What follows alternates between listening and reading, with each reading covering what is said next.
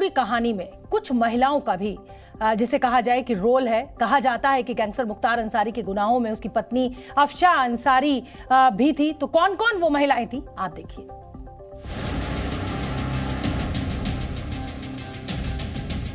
Banda jail में दिल का दौरा पड़ने से मारा गया डॉन मुख्तार।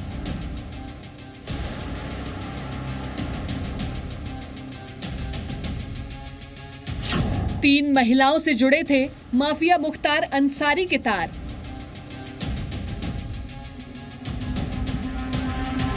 मुख्तार की पत्नी अफशा उसके गुनाहों में थी बराबर की हिस्सेदार।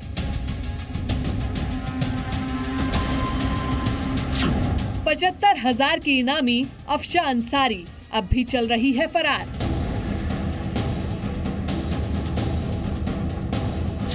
मुख्तार की बहू निखत बानो भी हो चुकी है एक बार गिरफ्तार।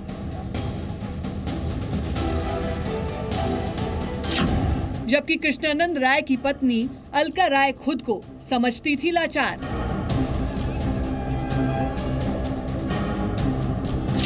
क्योंकि कृष्णानंद राय की हत्या मामले में बरी हो गया था मुख्तार। देखिए माफिया मुख्तार से जुड़ी तीन महिलाओं की कहानी, जो है बड़ी धमाकेदार। कहा जाता है कि गैंगस्टर मुख्तार अंसारी के गुनाहों में उसकी पत्नी अफशा अंसारी बराबर की हिस्सेदार थी। कहा यह भी जाता है कि मुख्तार के जेल जाने के बाद से अफशा अंसारी ही खौफ की बुनियाद पर टिके उसके काले साम्राज्य को संभालती थी। हालांकि वो लंबे समय से फरार चल रही है, लेकिन अब जब मुख्तार अंसारी की मौत हो चुकी है तो सवाल ये उठ रहा है कि क्या पुलिस को चकमा देती आ रही अफशा अंसारी सामने आएगी।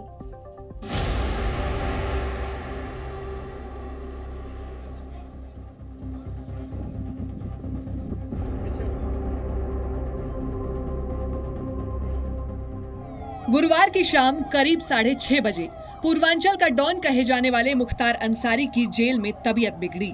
इसके बाद प्रशासन के अधिकारी मौके पर पहुंचे। करीब 8:30 बजे उसे बांदा मेडिकल कॉलेज लाया गया। 2 घंटे तक माफिया मुख्तार का इलाज चला। उसे आईसीयू से सीसीयू में शिफ्ट किया गया और रात 10:30 बजे के आसपास उसकी मौत हो गई।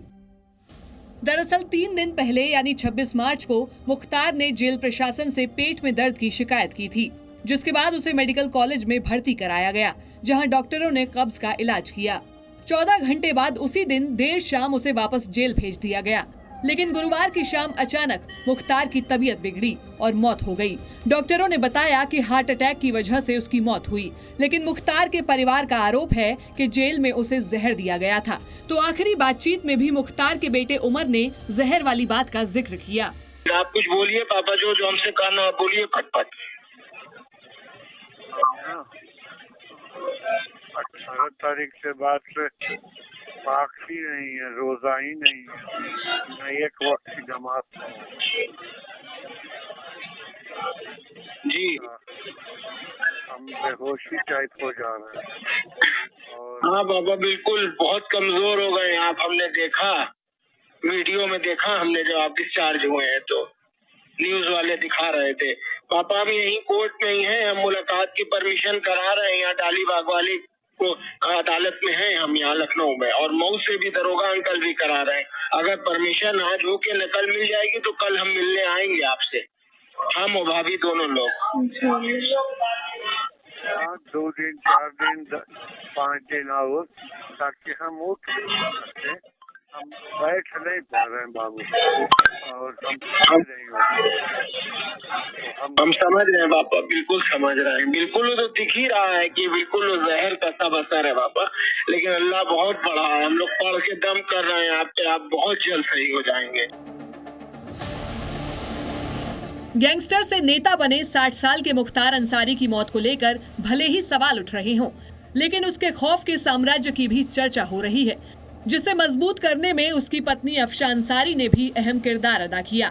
वो अफशा अंसारी जिसने मुख्तार के जेल में रहते हुए न सिर्फ उसका काला साम्राज्य संभाला, बल्कि अपराध की दुनिया में अपनी पहचान लेडी डॉन के तौर पर बनाने की कोशिश की।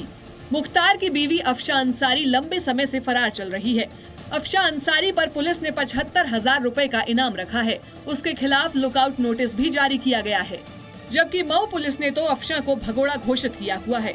तो आपको बता दें कि अफशां अंसारी के खिलाफ 11 मुकदमे दर्ज हैं। अफशां पर जमीन की खरीद फरोख्त, फर्जी तरीके से जमीन पर कब्जा करना और सरकारी भूमि को रसूख के दम पर अपने नाम कराने जैसे आरोप हैं। साल 2022 में अफशां के खिलाफ गैंगस्टर एक्ट लगाया गया था। यूपी पुलिस ने गैंगस्टर मुख्तार की पत्नी अफशां की तलाश में कई जगहों पर छापेमारी की, लेकिन नतीजा सिफर रहा।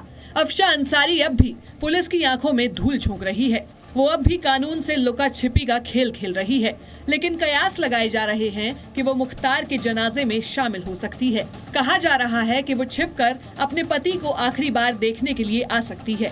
लिहाजा यूपी पुलिस चौकन्नी होने के साथ अफशां को कानून के शिकंजे में लाने की हर मुमकिन तैयारी कर रही है।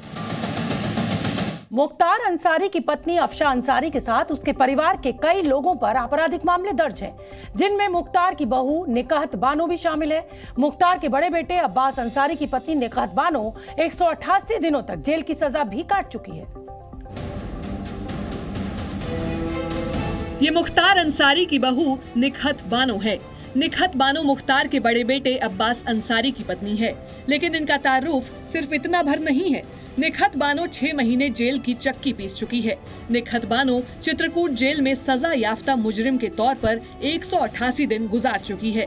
भले ही वो जमानत पर रिहा हो गई हो, लेकिन मुख्तार की बहू निकाहत अपराधी के तौर पर अपनी पहचान बना चुकी है। कहानी पिछले साल यानी 2023 के फरवरी महीने की है। निकाहत का पति और मुख्तार का बड़ा बेटा अब्बास अंसारी चित्रकूट में जेल में बंद था। इस दौरान निकाहत बेरोक-टोक जेल के अंदर VIP कमरे में उससे मुलाकात करती थी। निकाहत पति अब्बास से बिना किसी इजाजत के जेल में घंटों मुलाकात करती रही। ऐसा वो जेल में कैंटीन संचालक और जेल अफसरों की मदद से कर पा रही थी। लेकिन 10 फरवरी को DM और SP ने चित्रकूट जेल में छापा मार दिया। VIP कमरे से निकाहत बानो को गिरफ्तार किया गया और कोर्ट के आदेश पर उसे चित्रकूट जेल में ही डाल दिया गया। कहा तो यहाँ तक जाता है कि उसने गैर कानूनी तरीके से मुलाकात के दौरान अपने पति अब्बास अंसारी को जेल से आजाद कराने की साजिश भी रची। हालांकि इस सब के बावजूद 11 अगस्त 2023 को सुप्रीम कोर्ट से उसे जमानत मिल गई और 6 दिन बाद यानी 17 अगस्त 2023 को निकाहत जेल से रिहा हो गई। जानकारी के मुताबिक जेल से रिहा होने के 4 महीने बाद निकाहत अपने ससुर यानी मुख्तार अंसारी से मिलने यूपी के बांदा जेल भी गई। इस दौरान निकाहत अपने बेटे को भी लेकर गई थी, जिसे देखकर मुख्तार भावुक हो गया था। 1 घंटे की मुलाकात में पोते को देखकर मुख्तार ने उसे सीने से लगा लिया था और उसने कहा था कि मैं बदनसीब दादा हूँ, खुशियों की जगह तकलीफ दे रहा हूँ। जबकि निकाहत ने मुख्तार से कहा था कि समय आने पर सब ठीक हो जाएगा। आज मुख्तार अंसारी की बहू निकाहत बानो जमानत पर बाहर है, लेकिन इससे उसका अपराध धुल नहीं जाता। वो अपराध जिसके लिए निकाहत को जेल जाना पड़ा और अपने मासूम बेटे से 6 महीने तक दूर रहना पड़ा। जिस साम्राज्य को मुख्तार अंसारी ने डर और दहशत से बनाया था, जब वो साम्राज्य धराशायी हुआ तो मुख्तार भी खत्म हो गया। वक्त और निजाम बदला तो मुख्तार के खिलाफ कानूनी कार्रवाई भी तेज हुई, जिसके बाद मुख्तार फिर उठ नहीं पाया। लोगों को डराने वाले इस डॉन के मन में भी डर इस कदर बस गया कि वो डर ही उसकी मौत की वजह भी बना।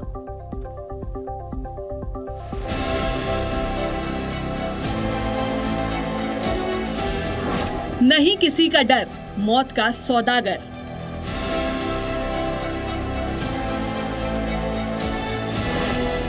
बम बंदूक हाथ में, सरकार साथ में।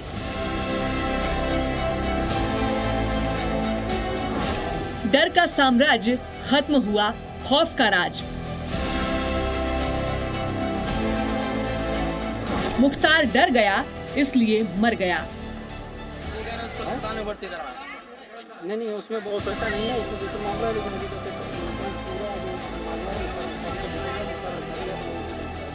कहते हैं कि जुर्म की दुनिया का रास्ता या तो जेल की सलाखों के पीछे खत्म होता है या कानून की गोली उसका खात्मा करती है। एक वक्त था जब पूर्वांचल के इस माफिया डॉन के नाम से लोग थर थर कांपते थे। मुख्तार जिस चीज पर हाथ रख दे वो उसकी हो जाती थी। वो जो फैसला सुना दे वो पत्थर की लकीर हो जाती थी। उसके सामने आने की किसी में हिम्मत नहीं थी, लेकिन कुछ पुलिस वालों ने हिम्मत दिखाई और 20 साल पहले डॉन मुख्तार अंसारी को गिरफ्तार किया। लेकिन उन्हें भी इसकी कीमत चुकानी पड़ी। 2004 में मुख्तार को गिरफ्तार करने वाले पूर्व डीएसपी शैलेंद्र सिंह को मुख्तार के खिलाफ कार्रवाई करने पर न सिर्फ अपनी नौकरी से इस्तीफा देना पड़ा, बल्कि उन्हें अपनी जान बचाना भी मुश्किल हो गया। लेकिन जब वक्त और निजाम बदला तो मुख्तार का साम्राज्य ढहने में समय नहीं लगा। 2 मामलों में उम्र कैद की सजा और सालों से जेल में बंद मुख्तार को जब लगा कि अब उसके बचने का कोई रास्ता नहीं है, तो वो अंदर से टूट गया। वो ऐसा टूटा कि उसे हर तरफ अपनी मौत का डर सताने लगा। लोगों को सालों तक डराने वाला ये डॉन खुद इतना डर गया कि वो उसी डर से मर गया। जिस डर के साम्राज्य से उन्होंने लोगों को डरा धमका के आर्थिक साम्राज्य अपना खड़ा किया, जब शासन प्रशासन का सहयोग नहीं मिला, सरकार का सहयोग नहीं मिला और अकेले पड़ गए, उनकी संपत्तियां जब्त होने लगी। गैंगस्टर एक्ट में आपने देखा कितनी संपत्तियां कुर्क हुई, सैकड़ों करोड़ की। तो अपने सामने ही जिस किला को उन्होंने बना रखा था, जिस साम्राज्य को बना रखा था, उसको जब खत्म होते देखा तो वो डर धीरे धीरे उसके अंदर हावी हो गया कि अब मैं फिनिश हो रहा हूँ, और अंत में इतना हावी हो गया कि कल उसकी जान चली गई हार्ट अटैक से। मुख्तार के अंदर ये डर इतना समा गया कि उसे हर तरफ अपने खिलाफ साजिश होती नजर आने लगी। तो जब उसको लगा कि अब मेरा सब कुछ खत्म हो गया, जिसके लिए मैंने इतना सब क्राइम किया, इतना बनाया, तो वो अंदर उसके बैठ गया और वो डर बैठ गया। उसको हर समय लगता था कि ये जो खाना मुझे दिया जा रहा है जहर तो नहीं है, कोई पानी दे रहा वो तो जहर तो नहीं, मेडिसिन दिया जा रहा वो तो नहीं कोई गलत दिया जा रहा है। तो ये उसका डर था। शैलेंद्र सिंह ने बताया कि मुख्तार से जब उन्होंने एलएमजी बरामद कर कार्रवाई की तो हालात बेहद खराब थे। उस समय तो बहुत ही विकट परिस्थिति थी। आप समझ सकते हैं कि मुख्तार अंसारी का क्या जलवा था कि मऊ के दंगे में वो खुली जीप में घूम रहा था, कर्फ्यू लगा हुआ, और मीडिया फुटेज में सब जगह देखा गया उसको। तो उसका तो जलवा अपने चरम पे था और उसके खिलाफ तो बात करना गवारा नहीं था, कार्रवाई की तो बहुत दूर की बात है। लेकिन उस समय हम लोगों ने हिम्मत जुटाया, कार्रवाई की। लाइट मशीन गन जो आर्मी से चुरा के वो लाया था एक भगोड़ा सैनिक, उससे ये खरीद रहा था, उसकी रिकवरी की। अब तक उत्तर प्रदेश की अकेली रिकवरी है लाइट मशीन गन की। शैलेंद्र सिंह ने दावा किया कि मुख्तार के खिलाफ कार्रवाई करने से उस वक्त की मुलायम सरकार उनसे इतना नाराज हो गई कि उन्हें इस्तीफा देना पड़ा। कोटा कानून एग्जिस्ट करता था, वो लगाया था। मुलायम सिंह नाराज हो गए। उन लोगों ने कहा कि इस कानून को हटाओ, ये पोटा नहीं लगेगा। वो सरकार में थे, मुख्यमंत्री थे, जो भी चाहे कर सकते थे। लेकिन खामियाजा हमने और हमारी टीम को भोगना पड़ा।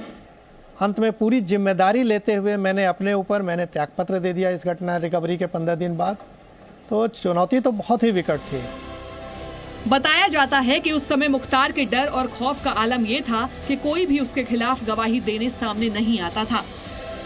3 साल पहले पंजाब जेल से यहाँ लाया गया, जहाँ वो ऐश से रह रहा था। यहाँ देखा, अपने व्हील चेयर पे आ गया और यहाँ पे तन्हाई बैरिक में वो उसको जीवन यापन करना पड़ा।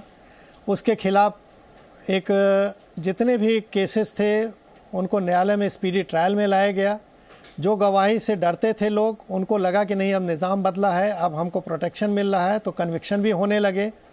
2 उम्र कैद की सज़ा 1 साल के अंदर हो गई इसको। तो अब वही घटनाक्रम जो इसके डर से नहीं होता था, अब डर खत्म होते होने लगा। शैलेंद्र सिंह ने दावा किया कि उस समय सरकार भी वही करती जो मुख्तार चाहता था, और उसका असर ये हुआ कि कानून भी हाथ बांधे अपने सामने सब होते देखता गया। मैंने अपने त्यागपत्र में ये लाइन लिखी, इसीलिए लिखी कि जनता इस पक्ष को जाने। डेमोक्रेसी में सोचती है कि मैंने अपने सरकार चुनी है अपने हित के लिए, लेकिन वो सरकार आपके कहने के लिए है, आपके हित के लिए। वो माफियाओं को संरक्षण दे रही है। शैलेंद्र सिंह ने बताया कि अगर केस मीडिया में नहीं आता तो उन्हें भी जान से मार दिया जाता। कृष्णानंद राय की हत्या के बाद मुख्तार अंसारी ने पूरे इलाके में डर का ऐसा माहौल बना दिया कि फिर उसके सामने आने की हिम्मत किसी ने नहीं की। लेकिन जब डर का यही किला गिरा तो उसी डर ने डॉन की जान भी ले ली।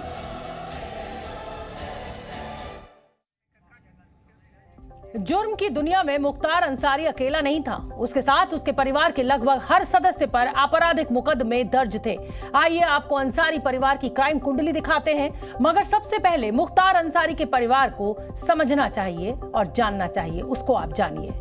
मुख्तार अंसारी के 2 भाई हैं, एक का नाम अफजाल और दूसरे का नाम सिबगतुल्ला है। दोनों राजनीति में सक्रिय हैं। मुख्तार की पत्नी का नाम अफशा अंसारी है। मुख्तार के 2 बेटे हैं, एक का नाम उमर अंसारी और दूसरे का नाम है अब्बास अंसारी। अब्बास की शादी हो चुकी है और उसकी पत्नी का नाम है निकाहत बानो। अब अंसारी फैमिली की क्राइम कुंडली को समझाते हैं आपको। मुख्तार पर 65 से ज्यादा मुकदमे दर्ज थे, जिनमें से कई मामलों में वो सजा काट रहा था।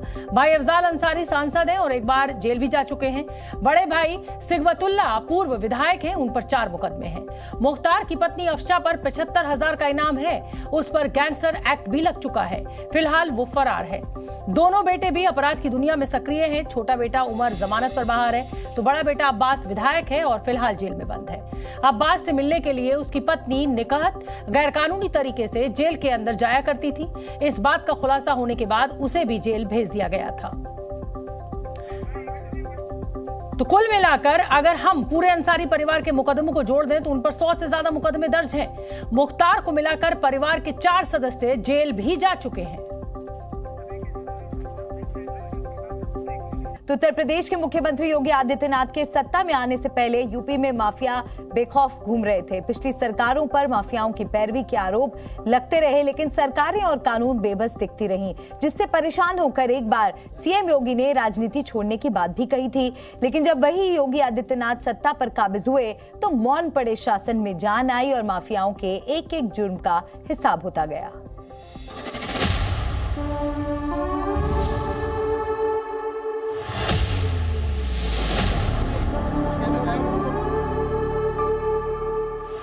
लेकिन आज मुझे अपराधी बनाया जा रहा है केवल राजनीतिक पूर्वाग्रह के तहत। सिसकी जो सौगंध में बदल गई, अपमान का घूंट माफियाओं का खौफ बन गया।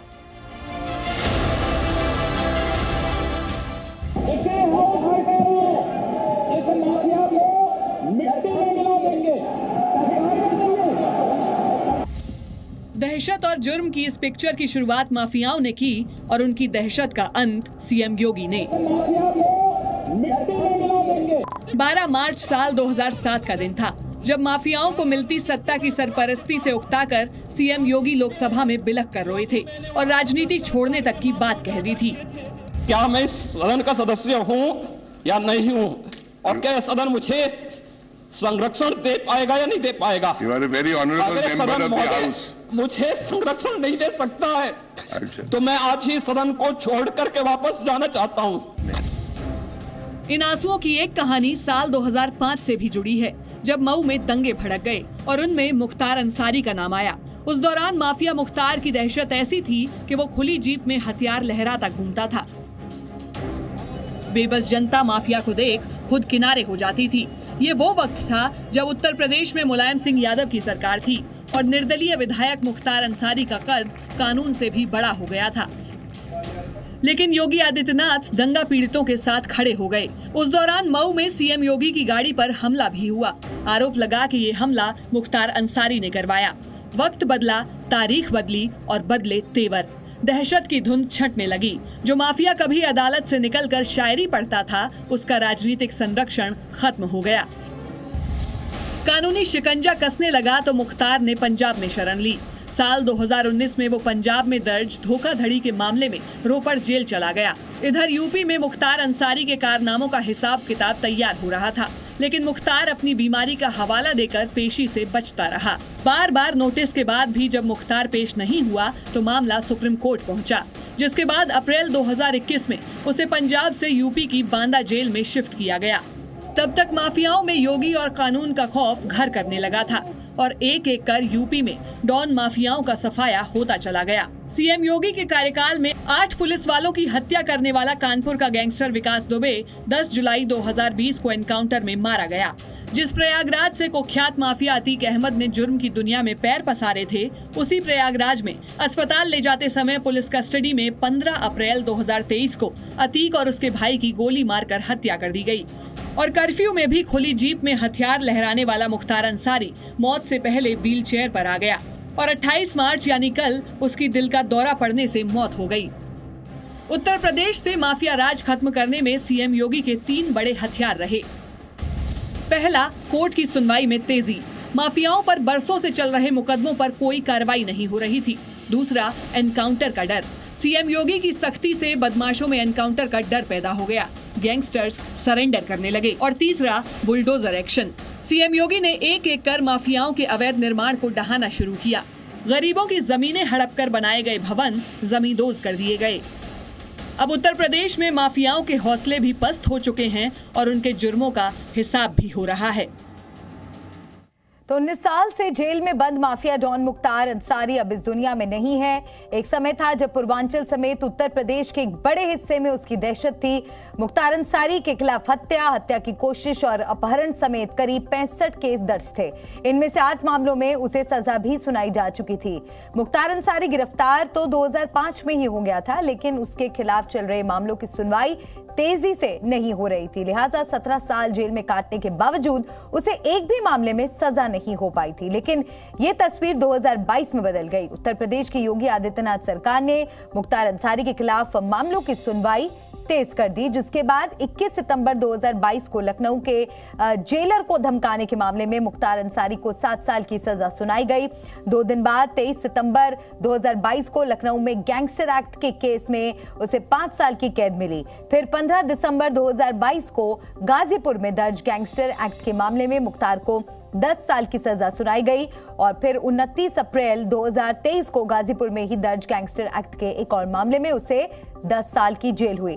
फिर 5 जून 2023 को अवधेश राय मर्डर केस में मुख्तार अंसारी को उम्र कैद की सजा सुनाई गई। 3 महीने बाद 27 अक्टूबर 2023 को गाजीपुर में दर्ज गैंगस्टर एक्ट के एक और मामले में 10 साल की सजा हुई। माफिया मुख्तार अंसारी को 15 दिसंबर 2023 को वाराणसी में धमकी देने के मामले में 5.5 साल की जेल हुई और इसी साल 13 मार्च को वाराणसी कोर्ट से फर्जीवाड़ा कर बंदूक का लाइसेंस लेने के केस में उम्र कैद की सजा मिली। तो माफिया से नेता बने मुख्तार अंसारी की दिल का दौरा पड़ने से मौत हो गई। मुख्तार अंसारी की मौत के बाद जहां प्रदेश भर में सुरक्षा बढ़ा दी गई, तो वहीं अलका राय के घर पटाखे जलाकर खुशी का इजहार किया गया। ये वही अलका राय हैं जिनके पति कृष्णानंद राय की हत्या का आरोप मुख्तार अंसारी पर था।